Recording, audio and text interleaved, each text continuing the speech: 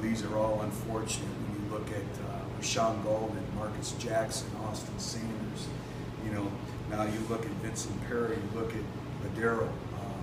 You just don't replace the production of some of those individuals, especially on your special teams. But we feel for them, we'll support them, but also it's an opportunity for other individuals, and we need other individuals to step up, embrace their roles, and impact this football team and winning football games. How do you feel about the state of your receiving corps at this point? It's a lot of things you've taken in there. We have taken some hits there, but I will tell you this, we've had probably the best week of practice as a receiver corps that we've had since we've been here. The attention to details, the efficiency, we've really challenged our throw game in terms of efficiency.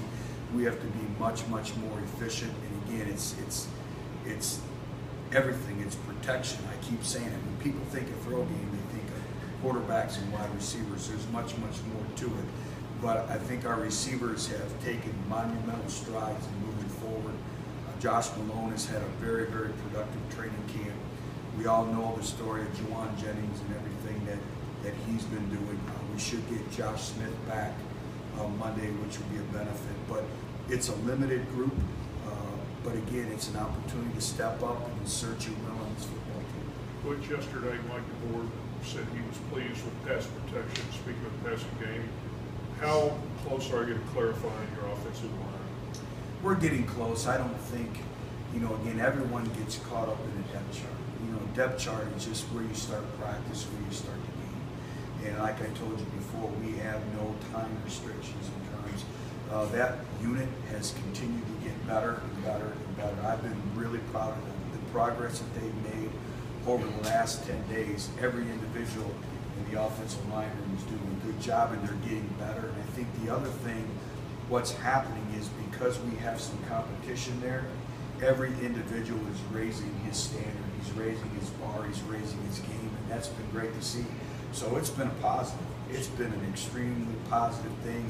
And if it means on game day announcing who it is, on game day we'll announce it. But we want them to continue to grow and elevate each other's game, and that's what we're seeing right now. Follow up on that is the true freshmen that are in the mix, their talent and their quick development, that's what's kind of creating this competition and this situation you're describing? I think some of it, but also our older players. Our older players continue to progress and develop, and they're still relatively very, very young. So I think it's just the whole unit. It's not just the freshmen. They're doing a good job, but all the individuals in that room are doing a good job. They've all made marked improvement. And that's what's rewarding as a coach, is you can see from practice to practice the small details, the pad level, the leverage, the hands, the first step, the second step, the finishing of plays. You can start to see that materialize now.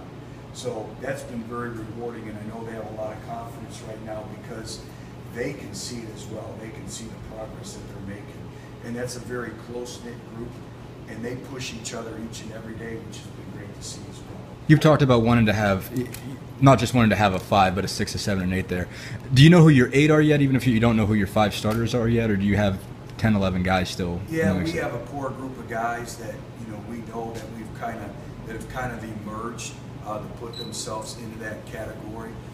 Right now, we've done a preliminary travel squad, and we usually travel with 10 linemen, and it's the first time since we've been here. We've had to fight and scratch to travel with 8, where we could travel upwards to 12 or 13. And I think that's a byproduct of everything, Mike, that we talked about, Dustin, that we talked about in terms of just the overall competitive component. And competition either makes you better or it makes you worse. And the great competitors, they compete each and every day. In every great program, every individual in life who's accomplished something, they've had to go through a competitive battle. And it's ongoing. And like I said, we have to continue to grow and develop it. It's not just the offensive line, it's the receiving corps, it's the running backs, it's the quarterbacks, it's the D-line, it's every position, it's 9 strong. We need to continue to grow and develop and never stop growing and developing. And some individuals may not be ready right now, but who knows, game 5, game 6, I continue to say it. 2 years ago, Josh Dobbs wasn't on the travel squad when we went to the University of Florida. and now look what's happened. And that's a great illustration. And there's illustrations across our roster where you can point to illustrations like that. We're just talking a lot